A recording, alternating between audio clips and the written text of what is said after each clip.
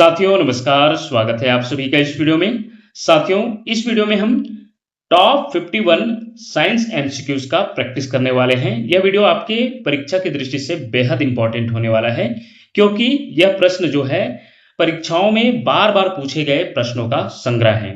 निश्चित रूप से इसमें सभी विषयों का शामिल है जो साइंस में आता है, जैसे कि भौतिकी, रसायन, जीव विज्ञान और आपका पर्यावरण से भी आपका क्वेश्चन देखने को मिलता है साइंस में। जैसे कि देखा जाए तो ज़्यादातर आपका जो है पारिस्थितिक तंत्र से रिलेटेड और भी पर्यावरण संबंधी मुद्दे।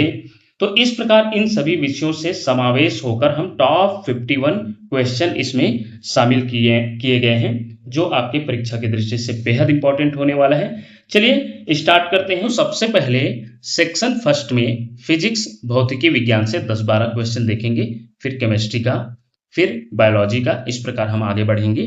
तो पहला प्रश्न है, प्रकाश की गति कितनी होती है? 3 × 10⁸ मीटर पर सेकेंड, 3 × 10⁶ मीटर पर सेकेंड, 3 × 10⁴ मीटर सेकेंड और 3 × 10⁻² मीटर पर सेकेंड। तो ध्यान दीजिएगा, प्रकाश की जो गति होती है यदि मीटर पर सेकेंड में पूछा जाता है तो यही मानक है 3 × 10⁸ मीटर पर सेकेंड होता है, याद रखिएगा।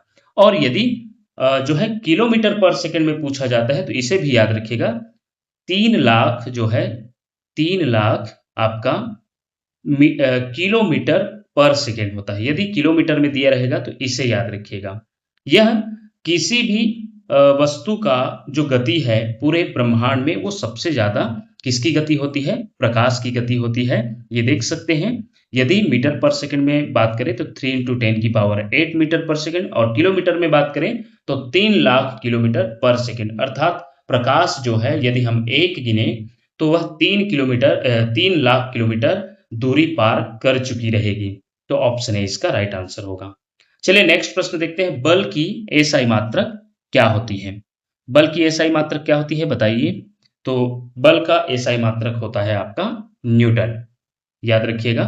एसआई मात्रक होता है न्यूटन। लेकिन बल का यदि सीजीएस मात्रक पूछा जाता है, कभी कभी पूछ दिया जाता है, क्योंकि एसआई सिस्टम जो है अंतरराष्ट्रीय प्रणाली है और सीजीएस, एमकेएस इस प्रकार का और भी इसके प्रकार होते हैं। तो सबसे मानक तो एसआई यूनिट होता है, लेकिन सीजीएस में बल का मात्रक पूछा जाता है तो डाइन होता है, याद रखिएगा। और एसआई यूनिट पूछा जाता है तो न्यूटन। वही जूल की बात करें तो जूल किसका मात्रक है? कार्य और ऊर्जा का है। कार्य का मात्रक जूल है और ऊर्जा का मात्रक भी जूल होता है, तो इसे भी जानिए। पास्कल किसका मात्रक है? तो पास्कल जो है दाब का मात्रक है, याद रखिएगा। दाब का, प्रेशर का मात्रक है एसआई मात्रक। और वाट किसका है? तो वाट आपका जो है शक्ति, पावर का एसआई यूनिट है वाट का। तो इस प्रकार सभी ऑप्शन को भी हम थोड़ा बारीकी से समझेंगे, क्योंकि इनसे भी क्वेश्चन बन सकता है। नेक्स्ट प्रश्न है, न्यूटन का प्रथम नियम किससे संबंधित है? ये बताइए।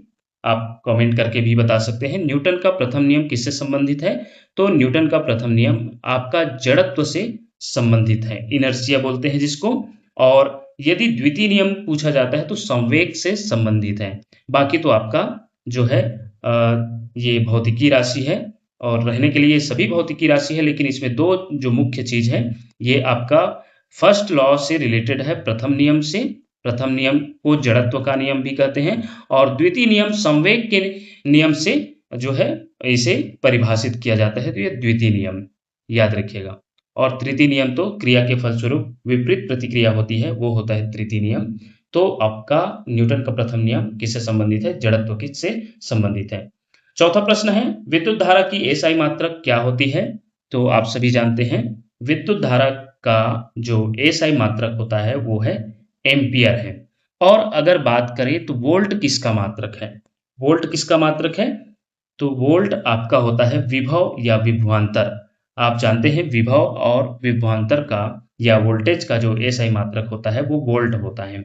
वही ओम किसका मात्रक है? रेजिस्टेंस, जिसे विद्युत प्रतिरोध के नाम से जाना जाता है, जिसे आर से डिनोट करते हैं, इसका एसआई मात्रक होता है ओम। ओम का डिनोटेशन इस प्रकार होता है। और कूलाम, कूलाम किसका एसआई मात्रक है? आपके चार्ज का, चार्ज अर्थात जिसे आवेश कहते हैं, आवेश का एसआई मात्रक होता है। तो हम जो क्वेश्चन में अन्य क्वेश्चन भी बन सकता है उससे भी हम रहने के लिए हम टॉप 51 देख रहे हैं, लेकिन ये 70-80 क्वेश्चन के मुकाबले का होगा, क्योंकि हम एक एक ऑप्शन पर चर्चा करते जाएंगे। इसलिए ध्यान से देखिएगा, स्किप नहीं करिएगा, क्योंकि स्किप करेंगे तो आपको जो इसके पीछे जो और नॉलेज मिल सकता है वो उससे आप वंचित रह सकते हैं। सिर्फ आंसर देखने से आप और भी जो नॉलेज मिलेगा इसके माध्यम से उससे वंचित हो सकते हैं। नेक्स्ट प्रश्न देखते हैं, ध्वनि निर्वात में क्यों नहीं चलती? जैसे कि प्रकाश जो है निर्वात में भी चलती है। निर्वात किसे को कहते हैं? जहां वायु भी नहीं होती, बिल्कुल स्पेस जो अंतरिक्ष होती है वो निर्वात होती है।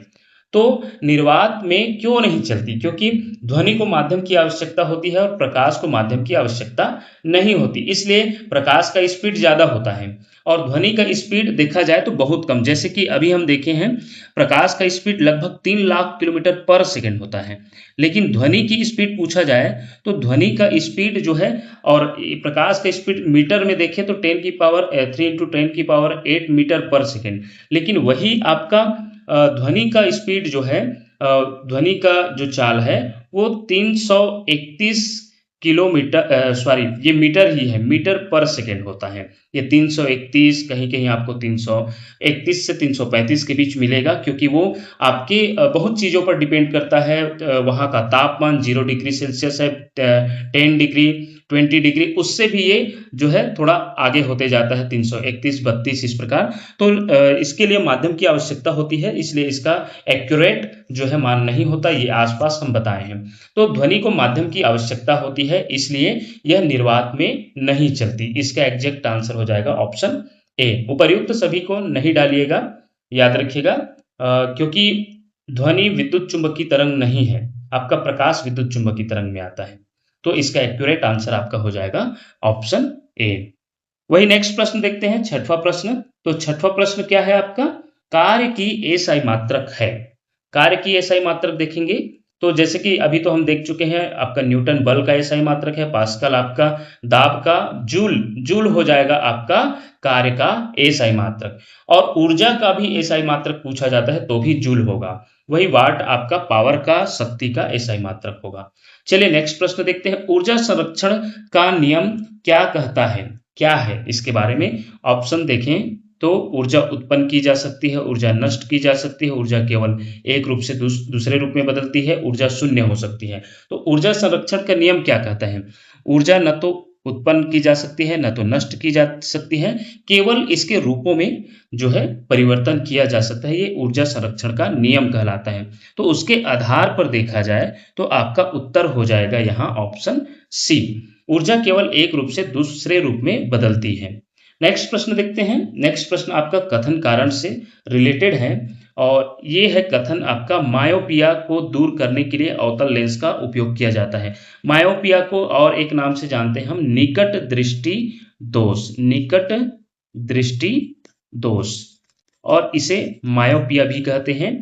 तो निकट दृष्टि दोष में क्या होता है? जो दूर की वस्तुएं साफ नहीं दिखाई देती और उसे दूर करने के लिए अवतल लेंस का उपयोग किया जाता है। याद रखिएगा, इसका ट्रिक है, निकट को दूर करने के लिए एक अक्षर ज्यादा अवतल, अवतल लेंस निकट 3 अक्षर का है तो इसे दूर करने के लिए 4 अक्षर का अवतल लेंस का उपयोग किया जाता है।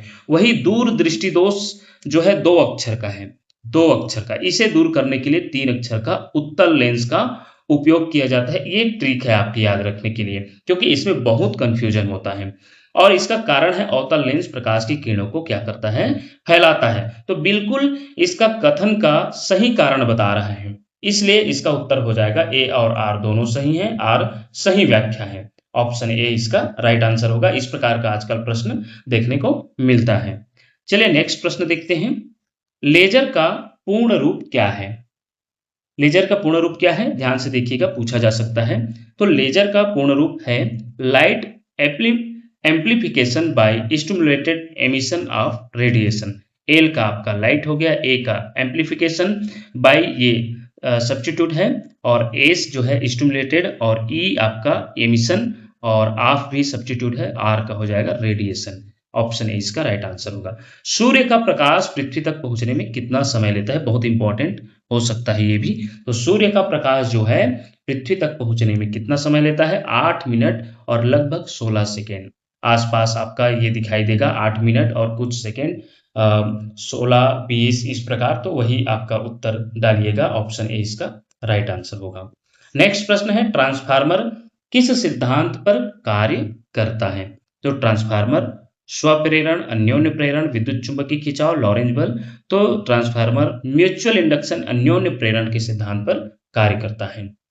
नेक्स्ट प्रश्न है, एनीमोमीटर, ये सुमेलित वाला है। देखते हैं कि ये एक तरफ जो है यंत्र दिया है और उससे मापने वाले इकाई है ये। तो एनीमोमीटर किसे मापा जाता है, और ये इस प्रकार इलेक्ट्रोमीटर, बैरोमीटर, पायरोमीटर। तो इस एक चीज तो हम जानते हैं कि इलेक्ट्रोमीटर जो है आपका क्या करता है, दूध का घनत्व या दूध मापने का यंत्र है। और बैरोमीटर से क्या किया जाता है, आपका वायुमंडलीय दाब मापा जाता है। तो ये दो को आप अगर अच्छे से जानते हैं, वैसे जान रहे होंगे, तो आपको ये दोनों किस में दिखाई दे रहे हैं, दूसरा का ए होना चाहिए और तीसरा का डी। तो ये आपको इसमें दिखाई दे रहे हैं, देख सकते हैं, दूसरा का ए और तीसरा का डी, बाकी किसी में आपको नहीं दिखाई दे रहे। इसलिए फर्स्ट का बी आपका एनीमोमीटर, हवा की गति मापा जाता है। ये पंडित सुंदरलाल शर्मा मुक्त विश्वविद्यालय के 1 साल का क्वेश्चन में पूछा जा चुका है। हवा की गति मापने का यंत्र कौन सा है, तो एनीमोमीटर। वही पायरोमीटर क्या है, तो पायरोमीटर आपका उच्च ताप मापने के लिए उपयोग होता है। तो ऑप्शन ए इसका राइट आंसर हो जाएगा।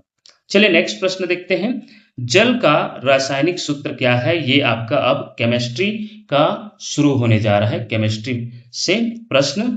तो जल का रासायनिक सूत्र क्या है, ये रहने के लिए बहुत सरल प्रश्न है, लेकिन इसके माध्यम से हम इन सभी को जानेंगे ये क्या क्या चीज है। तो वैसे तो जल का रासायनिक सूत्र आप सभी जानते हैं, H2O होता है, लेकिन यहाँ जो मुख्य चीज है ये H2O2 क्या है, ये पूछा जा सकता है। हाइड्रोजन परऑक्साइड है, हाइड्रोजन परऑक्साइड है। ये सभी जो है हाइड्रोजन से बनने वाले यौगिक है, खास करके ये तीनों बहुत इंपॉर्टेंट है। हाइड्रोजन परऑक्साइड है, याद रखिएगा। और इसका उपयोग कहाँ होता है, आप देखे होंगे, यदि आपका जो है कभी लग देता है तो उस छिल गया रहता है, तो उसको हम कॉटन में डॉक्टर जो लिक्विड का उपयोग करके उस घाव की सफाई करते हैं, वो इसी का उपयोग करते हैं, H2O2 का। और कान, जैसे कि कान का सफाई करने के लिए भी जो लिक्विड डाला जाता है कान में, वो आपका H2O2 का ही उपयोग किया जाता है। तो ये आपका बहुत इंपॉर्टेंट है। और ये भी D2O, ये आपके हाइड्रोजन का ही समस्थानिक है, आइसोटोप्स है। इसे भारी जल के नाम से भी जाना जाता है। अगर भारी जल का अणु सूत्र पूछा जाता है, जिसे ड्यूटेरियम कहा जाता है इसका रासायनिक नाम, तो D2O होता है, जो आपके हाइड्रोजन के समस्थानिक भी है। तो इस प्रकार ये जल का रासायनिक सूत्र रहने के लिए हम सरल क्वेश्चन इसमें शामिल किए हैं, लेकिन इसके माध्यम से आपको और नॉलेज मिल रहा है। आवर्त सारणी के जनक कौन है? अब इसे कमेंट करके बता सकते हैं, आवर्त सारणी के जनक कौन है? मोसले, मेंडलीफ, न्यूलैंड्स, डा बेराइनर। तो डा बेराइनर देखा जाए तो आपका आवर्त सारणी के जनक कौन है, तो ये हो जाएगा ऑप्शन बी, मेंडलीफ। मेंडलीफ जो है आवर्त सारणी के जनक है। नेक्स्ट प्रश्न देखते हैं, पीएच स्केल का आविष्कार किसने किया? Sorensen, Newton, Rutherford, Chadwick. तो इसका उत्तर हो जाएगा साथियों सोरेनसन। ऑप्शन ए इसका सही उत्तर होगा। 10वीं के आपके 10वीं स्तर का ज्यादातर पूछा जाता है, और 10वीं के ही आपके चैप्टर में मिल जाएगा। 9वीं 10वीं में 1909 में सोरेनसन ने पीएच का फुल फॉर्म क्या होता है, पावर ऑफ हाइड्रोजन स्केल विकसित किया, जो है अम्ल और क्षार की जो है मापन करता है कि कौन सा पदार्थ अम्ल है, और कितने से कितना तक जब इसका मान रहेगा तो वो अम्ल की श्रेणी में आएगा, और कितने से कितने में क्षार की श्रेणी में। चलिए नेक्स्ट प्रश्न देखते हैं, सबसे हल्की गैस कौन सी है? सबसे हल्की गैस पूछा जा रहा है, नाइट्रोजन, ऑक्सीजन, हीलियम, हाइड्रोजन। सबसे ज्यादा कंफ्यूजन तो आपको हीलियम और हाइड्रोजन में होता है, लेकिन बताना चाहूंगा कि हाइड्रोजन ये सबसे हल्की गैस है, याद रखिएगा, सबसे हल्की गैस है हाइड्रोजन। और इसके बाद जो हल्की गैस है वो हीलियम है। इसलिए इन दोनों के कॉम्बिनेशन जो है बहुत जो है हल्की गैसों में या देखा जाए तो हीलियम और हाइड्रोजन का ही उपयोग किया जाता है जो गुब्बारों में भरने के लिए, जिसे आसमान में भेजा जाता है, तो इन्हीं का उपयोग किया जाता है, याद रखिएगा। तो ये सबसे हल्की गैस है और इनमें देखा जाए तो आंसर आपका ऑप्शन डी हो जाएगा। नेक्स्ट है, अम्ल का स्वाद कैसा होता है? ये बहुत सरल प्रश्न है। कड़वा, खट्टा, मीठा, नमकीन, तो ये खट्टा हो जाएगा। नेक्स्ट प्रश्न है, एलपीजी तरलीकृत पेट्रोलियम गैस का मुख्य घटक क्या है? मीथेन और ईंधन, ब्यूटेन और प्रोपेन, हाइड्रोजन, नाइट्रोजन। कोई कोई प्रश्न आपको बहुत सरल लगेगा क्योंकि आपके एग्जाम में भी देख सकते हैं कोई प्रश्न बहुत सरल भी दिया जाता है। कभी कभी हम सरल प्रश्नों का तैयारी नहीं कर पाते या कंफ्यूज हो जाते हैं, इसलिए हम सरल प्रश्नों को भी शामिल किए हैं। ये आपका ऑप्शन बी इसका राइट आंसर होगा। जो एलपीजी गैस होता है, जिसका फुल फॉर्म क्या होता है? लिक्विड पेट्रोलियम गैस, तरलीकृत पेट्रोलियम गैस कहा जाता है। तो इसका ऑप्शन बी राइट आंसर है। इसमें ब्यूटेन और प्रोपेन का मिलावट रहता है, मिला रहता है। हीरा किस तत्व का अपरूप है? Silicon, sulphur, carbon, phosphorus. तो हीरा जो है कार्बन का अपरूप है। मुख्य रूप से कार्बन के अपरूप में कौन कौन सा जाना जाता है? हीरा और ग्रेफाइट। हीरा और ग्रेफाइट, इसे दोनों को याद रखिएगा क्योंकि पूछा जाता है। और एक तीसरा नाम भी याद रखिएगा, फुलरीन। फुलरीन ये भी आपके कार्बन के अपरूप में आते हैं। ये क्रिस्टली अपरूप है। हीरा सबसे कठोर प्राकृतिक पदार्थ है, ये भी याद रखिएगा। सबसे कठोर प्राकृतिक पदार्थ कौन सा है? तो आपका हीरा है। और इसमें ये किसके अपरूप है? कार्बन के अपरूप है। ओजोन किस तत्व का रूप है? Nitrogen, oxygen, hydrogen, carbon dioxide. तो ओजोन आप सभी जानते हैं ऑक्सीजन का ऑक्सीजन तत्व का रूप है और ओजोन का फार्मूला क्या होता है? O3 होता है, याद रखिएगा। यह समताप मंडल में पाई जाती है। पूछा जा सकता है कि ओजोन परत जो है कौन से मंडल में, वायुमंडल जो है, वायुमंडल के जो परत है उसके प्रकार में कौन सा मंडल में पाया जाता है? तो समताप मंडल में पाया जाता है। ये एक और प्रश्न बन सकता है कि ओजोन परत कौन से मंडल में पाया जाता है? तो समताप मंडल में। नेक्स्ट प्रश्न है, मानव शरीर में सबसे अधिक कौन सा तत्व पाया जाता है? कार्बन, कैल्शियम, ऑक्सीजन, लोहा। अंदाजा लगाइए और कमेंट करके बता सकते हैं। तो इसका उत्तर क्या होगा? इसका उत्तर हो जाएगा आपका ऑप्शन सी, ऑक्सीजन। याद रखिएगा क्योंकि हीमोग्लोबिन हीमोग्लोबिन में ऑक्सीजन देखा जाए तो पूरे शरीर में ऑक्सीजन को दौड़ाने का काम उन्हीं का रहता है। तो हीमोग्लोबिन देख सकते हैं ऑक्सीजन हमारे शरीर को और ज़्यादा आवश्यकता भी होता है इन्हीं का, ऑक्सीजन का। तो मानव शरीर स्वस्थ भी रहता है। मानव शरीर के द्रव्यमान का लगभग 65% हिस्सा ऑक्सीजन होता है, याद रखिएगा। दूध का पीएच मान कितना होता है? 2.4, 6.4 से 6.6, 7.4, 8.4। तो दूध का पीएच मान लगभग 6.4 से 6.6 के बीच होता है। और यदि ये दूध का पीएच मान पूछा जाता है और दूध हल्का अम्लीय होता है, इसे लैक्टिक अम्ल भी कहते हैं, याद रखिए। दूध को लैक्टिक अम्ल भी कहा जाता है, हल्का ये अम्लीय पाया जाता है इसलिए। और ये आपका हो जाएगा मानव रक्त का पीएच मान। ये ज्यादातर पूछा जाता है, मानव रक्त का पीएच मान कितना होता है? तो 7.4 होता है। और ये जो है इस रूप में भी पूछ दिया जाता है 7.34, लेकिन मुख्य रूप से 7.4 को याद रखिएगा, मानव रक्त का पीएच मान है ये। और जो है शुद्ध जल का पीएच मान पूछा जाता है, तो वो करेक्ट आपका कितना होता है? शुद्ध जल का पीएच मान वो जो है न अम्ल होता है न क्षार होता है, ये करेक्ट 7 होता है। चलिए नेक्स्ट प्रश्न होता है, देखते हैं। लाफिंग गैस का रासायनिक नाम क्या है? Nitrous oxide, nitric oxide, nitrogen oxide, ammonium. तो इसका उत्तर क्या हो जाएगा? लाफिंग गैस का जो रासायनिक नाम है नाइट्रस ऑक्साइड, और इसे जो है डिनोट करते हैं N2O। ये भी कई बार पूछा जा चुका है। लोहे पर जंग लगना किसका उदाहरण है? तो लोहे पर जंग लगना ऑक्सीकरण का उदाहरण है, याद रखिएगा। लोहे पर जंग लगना ऑक्सीकरण का उदाहरण है। ऑप्शन बी इसका राइट आंसर होगा। नेक्स्ट है, जीव विज्ञान से आप देखेंगे, मानव शरीर की सबसे बड़ी ग्रंथि कौन सी है? थायराइड, पीयूष, यकृत, अग्नाशय। तो आप देख सकते हैं आपके मानव शरीर की सबसे बड़ी जो ग्रंथि है वो है आपका यकृत। लीवर जो है आपके मानव शरीर की सबसे बड़ी ग्रंथि है। वही यदि पूछा जाता है कि मानव शरीर की ये तो सबसे बड़ी ग्रंथि है, लेकिन सबसे छोटी ग्रंथि पूछा जाता है तो याद रखिएगा पीनियल ग्रंथि होता है। ये भी पूछा जा सकता है पीनियल ग्रंथि। और सबसे बड़ी ग्रंथि कौन सा है? यकृत, लिवर। नेक्स्ट प्रश्न देखते हैं, रक्त का लाल रंग किसके कारण होता है? बताइए कमेंट करके। Plasma, haemoglobin, WBC, platelets. तो मानव रक्त या रक्त का लाल रंग जो है हीमोग्लोबिन के कारण होता है। ऑप्शन बी इसका राइट आंसर होगा। डीएनए का पूर्ण रूप क्या है? पूछा जा सकता है, बहुत इंपॉर्टेंट है। डीएनए का पूर्ण रूप क्या है? Deoxy ribonucleic acid, di ribonucleic acid, deoxy nitric acid, इनमें से कोई नहीं। बताइए डीएनए का फुल फॉर्म क्या होगा? ऑप्शन ए है साथियों, डीऑक्सी राइबोन्यूक्लिक एसिड। याद रखिएगा डीऑक्सी राइबोन्यूक्लिक एसिड बोला जाता है। ऑप्शन ए इसका राइट आंसर होगा। नेक्स्ट है, विटामिन डी की कमी से कौन सा रोग होता है? रतौंधी, बेरी, स्कर्वी, रिकेट्स। तो विटामिन डी से होने वाले जो रोग है आपके रिकेट्स हैं। ये रतौंधी तो आपकी विटामिन ए की कमी से होने वाले रोग हैं, और ये आपके विटामिन बी की कमी से, ये आपके ए से, विटामिन बी से बेरी, और ये आपके सी से, और ये आपके डी से। तो ये आपके लगभग क्रमानुसार दिया है, तो इसका आंसर तो विटामिन डी से पूछा गया है। ऑप्शन डी इसका राइट आंसर होगा।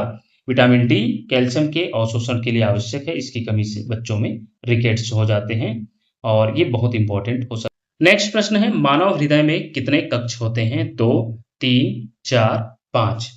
इसका उत्तर हो जाएगा साथियों ऑप्शन सी, मानव हृदय में 4 कक्ष होते हैं। 2 अलिंद, जिसे बोलते हैं 2 अलिंद होते हैं, और 2 आपके निलय होते हैं।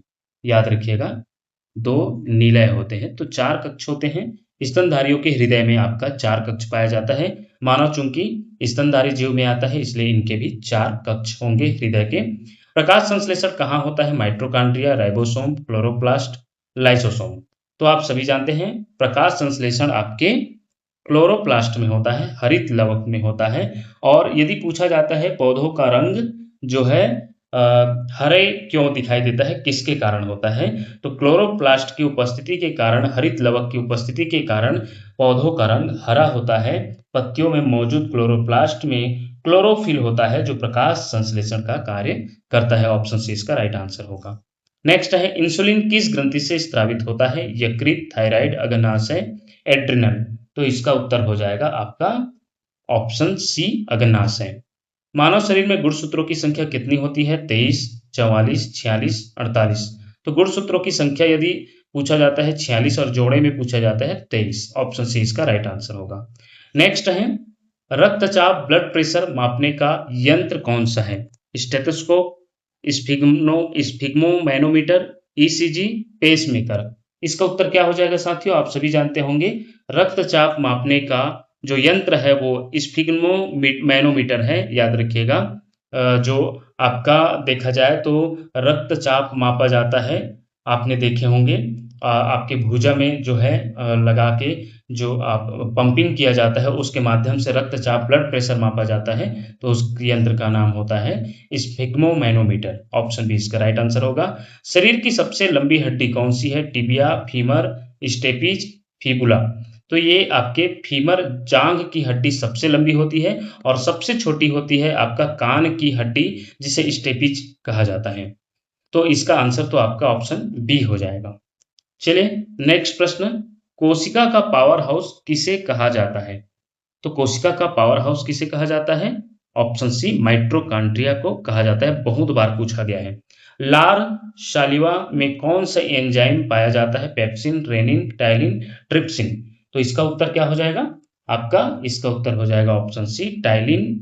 जो है लार में जो है एंजाइम पाया जाता है, उसका नाम है टाइलिन। नेक्स्ट प्रश्न देखते हैं, कथन कारण वाला है। कथन, ऊंचाई पर जाने पर शरीर में आरबीसी की संख्या बढ़ जाती है, कारण है ऊंचाई पर ऑक्सीजन की कमी होती है। तो आप देखिए इसका उत्तर कौन सा हो सकता है? दोनों सही, सही व्याख्या, दोनों सही, सही व्याख्या नहीं, ए सही, आर गलत, ए गलत, आर सही। तो याद रखिएगा ऊंचाई पर जाने पर शरीर में आरबीसी की संख्या बढ़ जाती है, रेड ब्लड कॉर्पस की संख्या बढ़ जाती है, क्योंकि ऊंचाई पर ऑक्सीजन की कमी होती है। तो इसलिए इसका उत्तर दोनों, ऑक्सीजन की कम मात्रा की भरपाई के लिए शरीर अधिक लाल रक्त कोशिकाएं बनाता है, इसलिए ये दोनों सही हो जाएगा। ऑप्शन ए इसका राइट आंसर होगा। चलिए नेक्स्ट प्रश्न देखते हैं। नेक्स्ट प्रश्न आपका क्या है? सर्वदाता यूनिवर्सल डोनर रक्त समूह कौन सा है? ये देख सकते हैं आपका ऑप्शन डी। ऑप्शन डी आपका क्या हो जाएगा? सर्वदाता, जो सभी वर्ग समूह को, सभी रक्त समूहों को ब्लड डोनेट कर सकता है, वो जो समूह है आपका ऑप्शन डी, ओ नेगेटिव। याद रखिएगा, पहले तो हम पढ़ते थे कि ओ जो होते हैं वो सर्वदाता होते हैं, लेकिन उसमें भी ओ पॉजिटिव और ओ नेगेटिव देखा जाता है। तो सर्वदाता आपका ओ नेगेटिव है। और यदि पूछा जाता है कि सर्वग्राही समूह कौन सा है, तो सर्वग्राही पूछा जाता है तो आपका ए बी पॉजिटिव हो जाएगा। ये सभी रक्त समूह से रक्त ले सकता है। और सर्वदाता आपका ओ नेगेटिव, याद रखिएगा। ये आपका यूनिवर्सल डोनर है ओ नेगेटिव, और ये आपका यूनिवर्सल जो है लेने वाला है, रिसीवर कह सकते हैं, तो ए बी नेगेटिव, जिसे सर्वग्राही भी कहा जाता है। नेक्स्ट प्रश्न देखते हैं। कवकों फंगी के अध्ययन को क्या कहा जाता है? कवकों फंगी के अध्ययन को क्या कहा जाता है? तो ऑप्शन बी इसका राइट आंसर हो जाएगा, माइकोलॉजी। माइकोलॉजी आपका ऑप्शन बी सही उत्तर हो जाएगा। कवकों का अध्ययन माइकोलॉजी, और शैवालों का अध्ययन फाइकोलॉजी कहलाता है। कवकों का अध्ययन क्या कहलाता है? माइकोलॉजी। और अगर ये आपका शैवालों का अध्ययन फाइकोलॉजी कहलाता है। नेक्स्ट प्रश्न है, ग्रीन हाउस प्रभाव किस गैस के कारण होता है? Oxygen, carbon dioxide, nitrogen, argon. इसका उत्तर क्या हो जाएगा आपका? ऑप्शन बी, कार्बन डाइऑक्साइड के कारण होता है। नेक्स्ट प्रश्न है, चिपको आंदोलन किससे संबंधित है?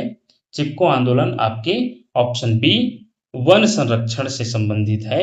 जो है पेड़ कटाई रोकने से संबंधित चिपको आंदोलन चलाया गया था। इनके प्रणेता सुंदरलाल बहुगुणा जी हैं, याद रखिएगा चिपको आंदोलन के। ऑप्शन बी इसका राइट आंसर होगा। चलिए नेक्स्ट प्रश्न देखते हैं। पृथ्वी का एकमात्र प्राकृतिक उपग्रह कौन सा है? फोबोस, डीमोस, चंद्रमा, टाइटन। बहुत सरल प्रश्न है आपके। ये हो जाएगा ऑप्शन सी, पृथ्वी का एकमात्र जो है प्राकृतिक उपग्रह चंद्रमा है, याद रखिएगा। और चलिए नेक्स्ट प्रश्न देखते हैं। ओजोन परत किस मंडल में पाई जाती है? क्षोभ मंडल, समताप मंडल, मध्य मंडल, आयन मंडल। हमने ऊपर एक प्रश्न जिक्र किए हैं, उसके माध्यम से हमने जाना भी है कि ओजोन परत जो है समताप मंडल में पाई जाती है। O3 जिसका रासायनिक सूत्र होता है ओजोन परत का। ओजोन परत सूर्य से आने वाली जो हानिकारक पराबैंगनी अल्ट्रावायलेट किरण होते हैं, यूवी किरणें से जो है पृथ्वी को बचाती है। पृथ्वी में रहने वाले जीव जंतु को इस पराबैंगनी किरणों के हानिकारक किरणों से बचाती है। विश्व पर्यावरण दिवस कब मनाया जाता है? तो विश्व पर्यावरण दिवस आपका कब मनाया जाता है?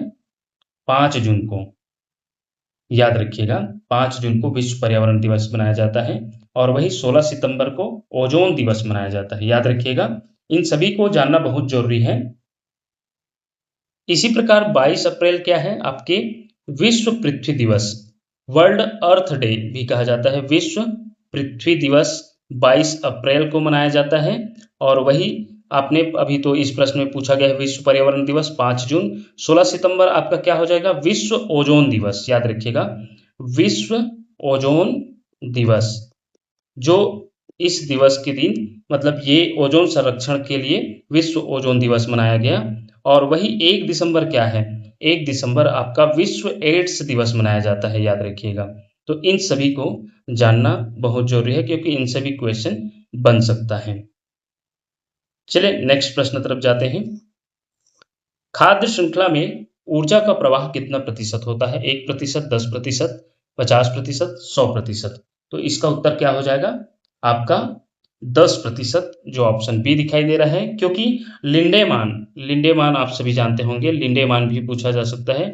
लिंडेमान के जो 10% रूल है, नियम है, 10% नियम के अनुसार एक पोषी स्तर से दूसरे पोषी स्तर पर केवल 10% आपका ऊर्जा का स्थानांतरण होता है। एक कोशी स्तर से दूसरे कोशी स्तर में जो है ऊर्जा का स्थानांतरण केवल 10% ही हो पाता है। ये लिंडेमान के 10% रूल में कहा गया है। बहुत इंपॉर्टेंट प्रश्न है, ये पर्यावरण से रिलेटेड प्रश्न है। ऑप्शन बी इसका राइट आंसर है। चलिए नेक्स्ट प्रश्न देखते हैं जो सामान्य जनरल साइंस एंड डिस्कवरीज से रिलेटेड है। विटामिन सी का नाम क्या है? तो विटामिन सी का क्या नाम है आपका? Ascorbic acid. याद रखिएगा, विटामिन सी जो खट्टे फलों में पाया जाता है, इसकी कमी से स्कर्वी रोग हो जाते हैं। इसका राइट आंसर आपका ऑप्शन सी होगा। रेटिनॉल आपका विटामिन ए के जो है रासायनिक नाम है। थायमिन बी का, कैल्सीफेरॉल आपका विटामिन डी का रासायनिक नाम है। पहला क्लोन जीव कौन था? किसका क्लोन बनाया गया? क्लोन अर्थात क्या होता है? जो है हूबहू कोई उसी के जैसे बना दिया जाता है। तो पहला क्लोन जीव कौन था? 1996 में यान विल्मुट ने डॉली भेड़ का, याद रखिएगा, डॉली भेड़ का जो है क्लोनिंग किया था, जो पहला क्लोन स्तनधारी जीव है। ऑप्शन बी इसका राइट आंसर है। नेक्स्ट प्रश्न है, सबसे कठोर प्राकृतिक पदार्थ कौन सा है? लोहा, टाइटेनियम, हीरा, टंगस्टन। इसका उत्तर हम उसके पहले सबसे पहले उधर भी चर्चा कर चुके हैं। हीरा जो है, जो कि कार्बन के अपरूप है, वो प्राकृतिक पदार्थ में पाए जाने वाले पदार्थों में सबसे कठोर पदार्थ है, याद रखिएगा। नेक्स्ट प्रश्न है, मलेरिया किसके द्वारा फैलता है? मादा एनाफिलिस मच्छर, मादा एडिज मच्छर, क्यूलेक्स मच्छर, घरेलू मक्खी। तो इसका उत्तर हो जाएगा मादा एनाफिलिस मच्छर, इसके कारण फैलता है। नेक्स्ट है, विद्युत बल्ब का आविष्कार किसने किया? Newton, Thomas Alva Edison, Graham Bell, Marconi. तो इसका उत्तर क्या हो जाएगा आपका? Option B, Thomas Alva Edison जो है विद्युत बल्ब का आविष्कार किए। वही ग्राहम बेल आपके टेलीफोन का आविष्कार, मार्कोनी रेडियो तार बेतार जिसे कहते हैं उसके आविष्कार, और न्यूटन को तो जानते हैं, न्यूटन जो है आपका न्यूटन्स लॉ, बहुत फेमस गुरुत्वाकर्षण नियम का खोज किए न्यूटन्स लॉ के द्वारा। तो ऑप्शन ए जो है न्यूटन से संबंधी जो है गुरुत्वाकर्षण की खोज महत्वपूर्ण खोज है। और आपके लेकिन इसमें विद्युत बल्ब का आविष्कार पूछा गया है, तो थॉमस अल्वा एडिसन हो जाएगा। नेक्स्ट है, राष्ट्रीय विज्ञान दिवस कब मनाया जाता है? तो राष्ट्रीय विज्ञान दिवस आपका कब मनाया जाता है? ऑप्शन ए 28 फरवरी को मनाया जाता है। इसके पहले वाले वीडियो में भी हमने इसके बारे में देखे थे।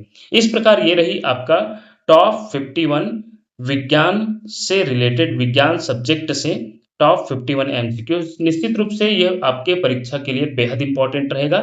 इसी प्रकार के वीडियो प्राप्त करने के लिए देखते रहिए आपका अपना चैनल टीचरशिप। आपका सुझाव प्रतिक्रिया कमेंट के माध्यम से जरूर बताइएगा। वीडियो कैसा लगा और इसको जो है बेहतर तरीके से लाना होगा तो और अपना जो है सुझाव दे सकते हैं।